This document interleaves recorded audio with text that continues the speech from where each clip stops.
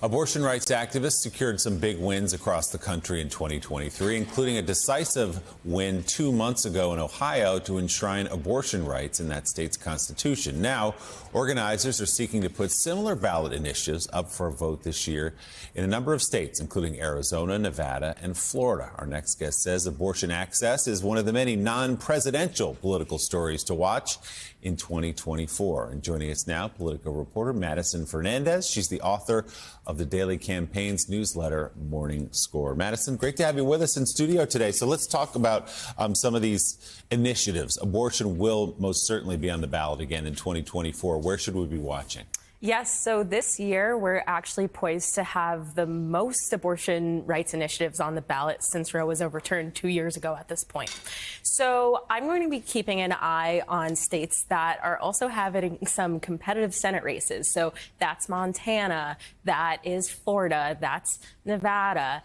And it's going to be interesting to see how they intersect with each other. And also we need to keep in mind, this is the first time that a presidential election is happening at the same time as these initiatives. So I'm going to be keeping an eye on how those work together. If we're going to be seeing some split votes, you know, are voters going to be voting in favor of abortion rights, but also voting for a Republican candidate who might not necessarily agree?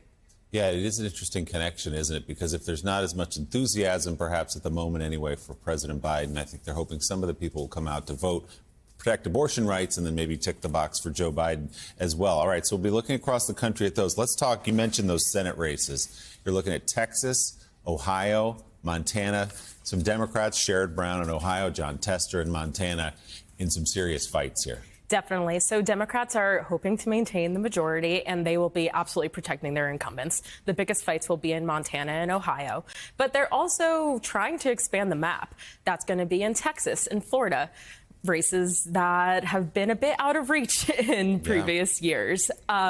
So if they do manage to win there, that's going to be huge. What does it look like for Sherrod Brown? He has somehow defied, it's become a red state, Ohio, but he has defied that for many years now. It's going to be a tight year for him as well. Absolutely. And going back to abortion, I think we can look at the abortion rights initiative that occurred last year. That was a great win for Democrats, and Senator Brown is definitely going to be riding off of that and leaning into abortion rights messaging this year. Another interesting race you're looking at, as you mentioned, is Texas. Ted Cruz likely going to face Colin Aldred, a congressman, former NFL player.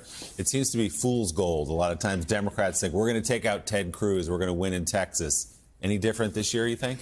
It's hard to say. I mean, there's already a lot of outside money pouring in to try to unseat him. But, you know, there's been very well-funded challenges before, and they were unsuccessful. So we'll just have to wait and see. What states do you think the abortion rights initiatives that have been on ballots and might be on ballots going forward would most help Democrats? Florida is one I'm really keeping an eye on. I think that we'll also first see how quickly it can get on the ballot, because that's one of the first deadlines. They have until next month to have their signatures approved. So I'll be keeping an eye on Florida. Ohio, too, as you said earlier. Definitely. For sure, because they've just had that vote on it.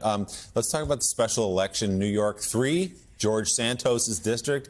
He's been thrown out. What does it look like now? It is rapidly approaching. It's in just a few weeks in February.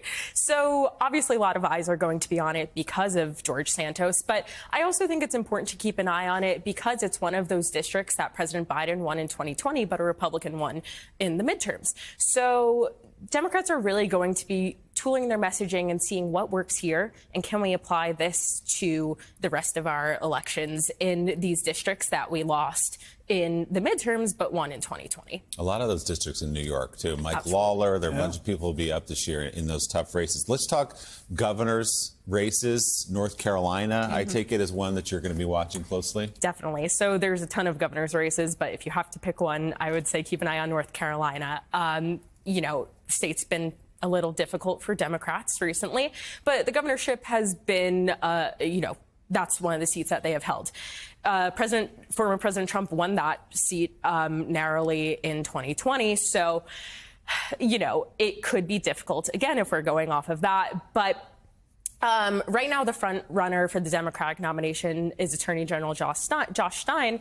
And on the Republican side, the front runner seems to be Lieutenant Governor Mark Robinson. He comes with some baggage based off of his past comments, and it raises sort of what happened in the midterms, this concern of candidate quality for Republicans. So I think that will definitely be something to keep an eye on. Yeah, I'm reading some of the comments here from Robinson. Quote, "We are called to be led by men. God sent women out when they had to do their thing, but it was time to face down Goliath. He sent David, not Davida." Wow. David. There you go.